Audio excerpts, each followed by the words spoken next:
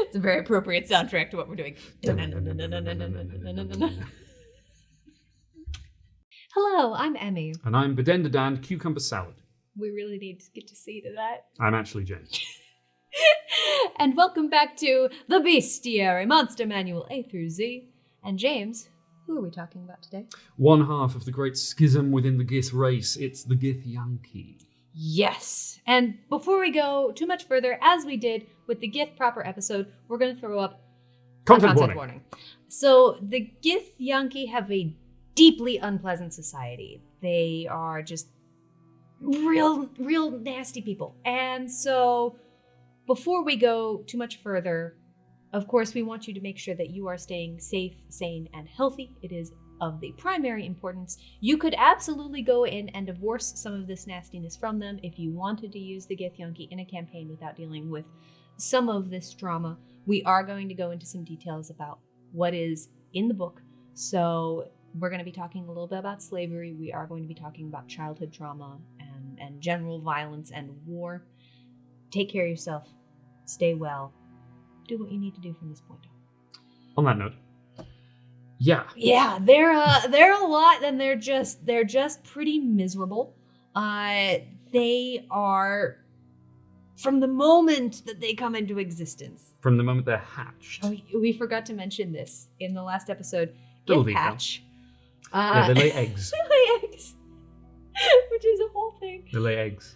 Yep. From the moment they're hatched, they're indoctrinated into what is essentially an entire society based around a cult.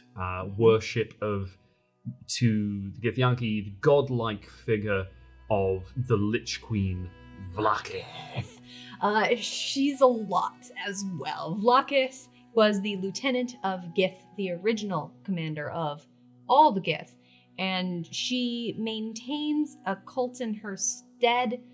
So Vlakith maintains that she knows the secret of where Gith is traveling now after her arrangement with Tiamat, which is a lot of big bads in a sentence, and that she will ascend warriors who become strong enough and fight long and hard enough in the wars to be with Gith and travel with her, which might be true. Maybe. She probably eats them. It's because she's a lich and that's what they do. But we don't, again, it's in the book, it's kind of left. So we're going to be talking a little bit about what's in the monster manual and a little bit about what's in Mordenkainen's. We'll go into more detail on the monster stats in Mordenkainen's. When we get there, one day. But it does talk a little bit in Mordenkainen's about how there's an off chance that maybe somehow she's actually sending them to Gith. Maybe. Probably no. Probably not though. And so she has to keep all of these extremely powerful, restless people happy. So, yeah, in some ways it's kind of a difficult political position to be in, even if you are a Lich Queen. Yeah, because it's not an easy life for a Lich Queen. Because the Githyanki make their home. I'm going to allow appropriate space and gravitas to generate around what I'm about to say. They make their home on the corpse of a dead god known as the One in the Void in the middle of the astral sea. This corpse, by the way, is of a 6-armed deity, and they've built a city on it. And because they're in the astral sea, they don't age. But they don't have to eat or drink or do anything, really. So that leads to a lot of people getting very bored and producing an extremely decadent, hedonistic, vindictively cruel society. Yes. So, as we were saying, from moment A, Githyanki are prepared for the entrance of Tunareth. They cannot age there. They cannot have children there. So they have to go to the material plane to produce children and to have children and to raise them. They are brought there in such a way that all Githyanki children in a certain nursery will hatch on the same day, and they live this incredibly cruel childhood of the strongest and the fittest will survive, and they are prepared for one day when they are old enough to enter Tunareth. And so by the time they even get to their main city, they are already practiced honed warriors from day one. They are completely dedicated to this cause. They are already killers by the time they get here.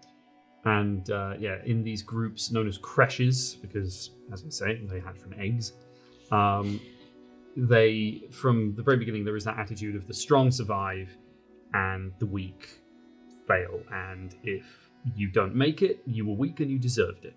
Yeah. The idea is it's more pleasant for you to die in childhood than it is for you to die at the hands of an illithid. Which is part of their rites of passage in order to essentially earn the right to come home to Tunarath. They must slay or participate in the slaying of an illithid, a mind flayer. Mm-hmm. And as we've already mentioned, it takes like 10 Githyanki to bring down one illithid. They're so scary. So by the time they are even granted, effectively full membership of their own society, they are practiced killers. Mm-hmm. Just straight up have to be. And again, there's that deep sense of indoctrination in a cult from the moment go. The practiced cruelty, the dedication to Vlaakith, the removal of family. So Githyanki have no concept of family. No family unit. You are not raised by your parents. Your parents do not maintain contact with you. There is no way to figure out. If you were a Githyanki who had a child, there is no way for you to figure out what happened to that kid past when you left the egg there on the material plane. That's it. That's as far as that goes. You do not have brothers or sisters or super close friends or spouses. None of that. To an extent, there's like the concept of maybe a chosen family. To an extent. You might have a group of fellow warriors, maybe from your creche that you have more experience with, or who you respect their abilities. But first and foremost, it is expected for you to be loyal and to serve Vlaakith. That above all. That is the whole thing. And it's so alien that if you were to talk to a Githyanki about your family, they would probably blink really slowly at you. They just simply do not have a cultural concept for it any longer. Or even if they do understand what you mean, they probably think it was stupid. Yeah, exactly. They would think that's just weak material plane stuff, that these attachments would make you weak. They are deeply loyal to each other, and your loyalty to other Githyanki should always be strong, and Githyanki above all else is also something that's terrifyingly important to them, but at no point should any love in your heart be greater than that you give to Vlaakith, which is the whole thing. Yeah, so you did mention that there is this idea of like Githyanki above all other creatures, and they are zealots and racial supremacists in many ways, because so here's kind of where this comes from, because again, they live on the astral sea. Nothing grows there. Nothing is created there. It is void. It's nothing. That's kind of the other side of the coin of, well, you don't have to eat or sleep or anything, but also there's also nothing there. There's nothing. Just some big scary monsters. So they raid the material plane and they take things and food and often slaves to bring back to Tunarath to serve one purpose or another until they get bored of them.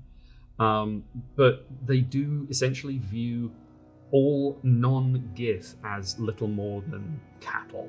Yes. It's just things to be used. They still believe that they, in many ways, will one day take the material plane back. They believe that since they were taken away and that the illithid did these great evil to them, that pretty much anything anyone else has, in a way, they kind of deserve it.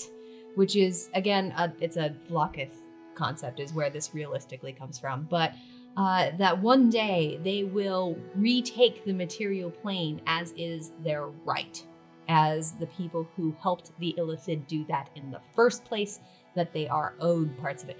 They are also not in any particular hurry to do that, or Vlaakith at the very least isn't in any particular hurry to do that, but it's something that they just keep talking about, is that they're gonna do it. It's kind of their holy mission that drives the society. Yeah. Retake the material plane, destroy all illithid.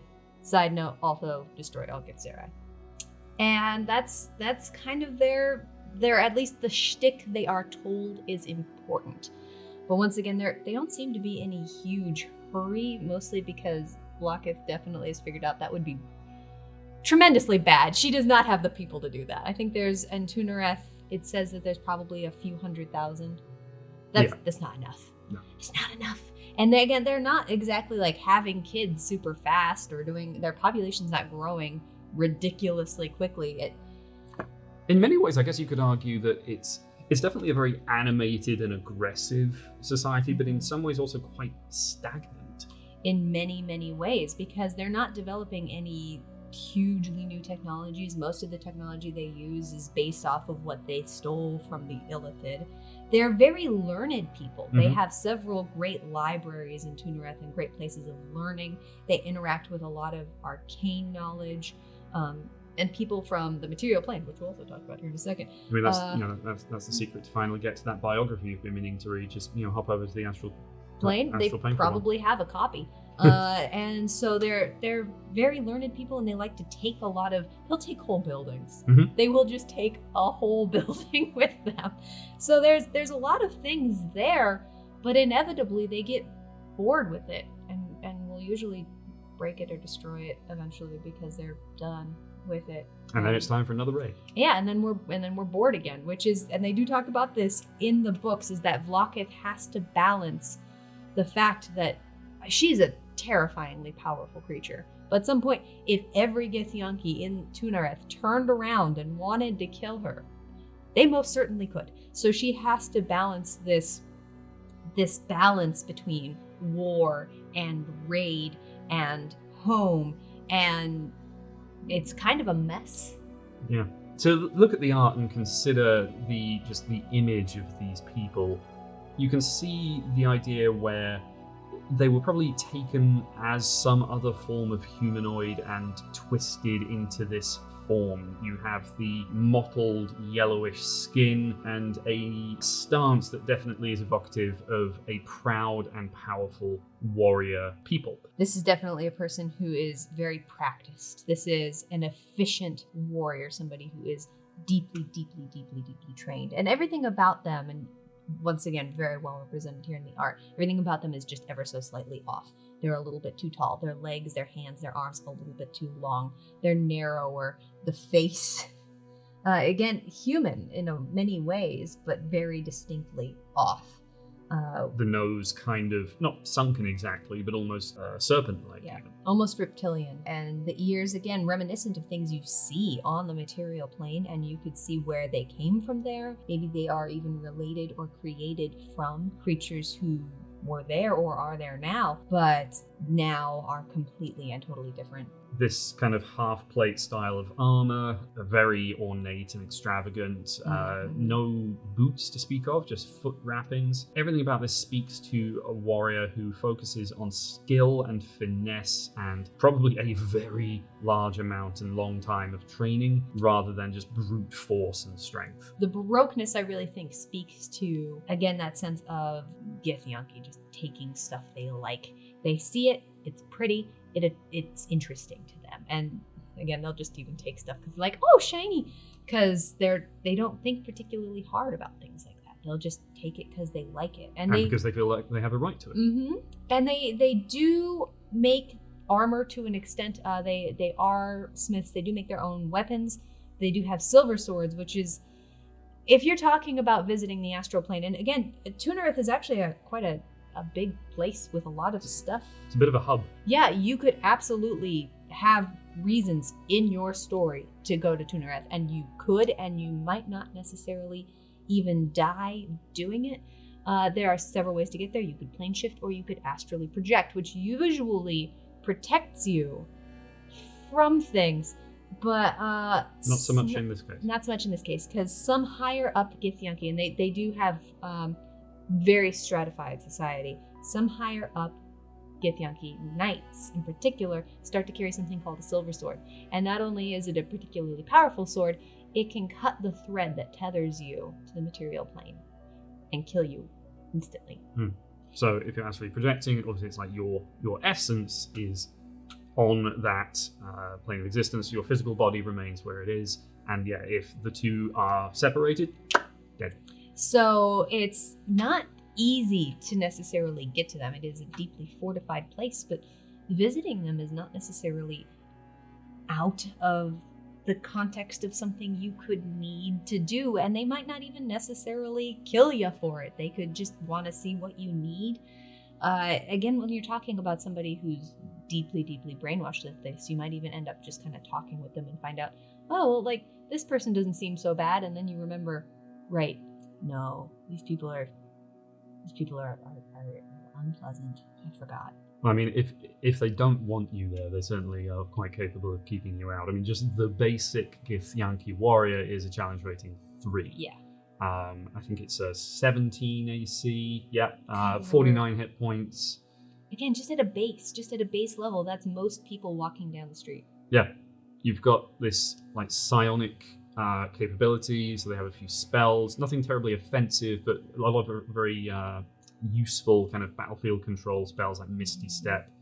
And then, like, for a challenge rating 3, it still gets 2 attacks. Yeah. Like, and again, that's just one. Yeah, the that's chances just of one. you just wandering And on they're one almost never going to be Githyanki just on their warrior, own. just wandering Never gonna be on around. their... It's not how they work. And then there's the knights, who are challenge rating 8. Yeah. They can cast telekinesis. Like, they're Which not... isn't just kind of like, oh, I'm going to make the teacup move, or I'm going to bend this No. spoon. It's I'm going to throw you across the room. I'm going to throw stuff around. And then that's when we start to get into the silver sword. And again, these are just the base 2 in the monster manual. These are just the most common Githyanki you will run into. Yeah. So there are more powerful versions. Which we will do. But yes, they're terrifyingly powerful. They're also a playable race. Both Gith are playable races. So if this is also something you are considering, there's information on that in Mordenkainen's as well. But again, the separating the Githyanki from their history is practically impossible, at least as far as some basis of it. It's a part of who they are, and what's perhaps even saddest about it is they don't even really know all their own history. 1,000 thank yous, travelers, for joining us here again at the Bestiary Monster Manual A to Z. Ever picked up a tourist guidebook to the floating corpse god city of Tunarath? If you have a copy, I wouldn't mind borrowing one. I'm planning a trip now that like lockdown and things are ending, and I just kind of want to see what the recommended sightseeing spots are.